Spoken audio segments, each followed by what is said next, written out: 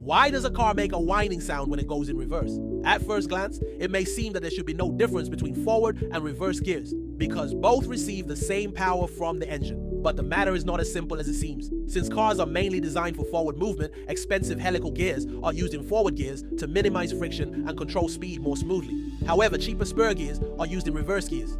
These gears are in contact with each other head-on. As a result, even though the engine power is transmitted directly to the rear, this contact creates friction and causes that whining sound. Don't forget to like the video and subscribe to the channel so you don't miss this kind of information.